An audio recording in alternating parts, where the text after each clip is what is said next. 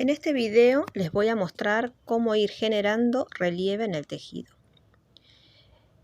Yo elegí la parte del tejido para hacer el relieve, va a ser la parte blanca. Entonces, lo que hay que hacer es ir bajando la aguja de a poco, de una manera que quede prolijo, que no quede muy tirante, ni muy flojo el tejido, porque eso daría un aspecto desprolijo.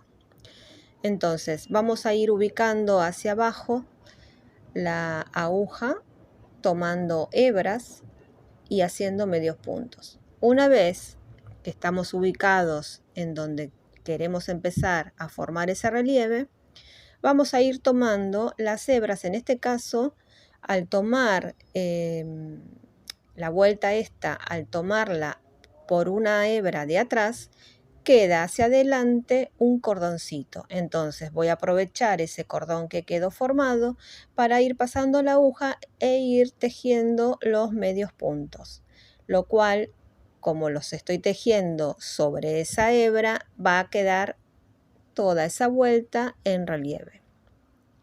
Yo lo que aconsejo es que una vez que nosotros tejemos, ir mirando al tejido, ir viendo por dónde queremos continuar. Porque a veces nos pasa que estamos entusiasmados, seguimos tejiendo y después cuando vemos al tejido no nos gustó y tenemos que deshacer la vuelta.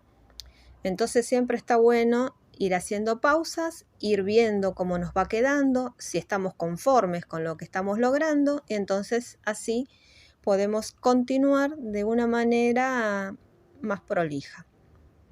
En este caso hice la pausa y decidí subir y seguir tejiendo. Entonces, de la misma manera que bajé la aguja, la voy a ir subiendo de una manera que me quede el tejido uniforme.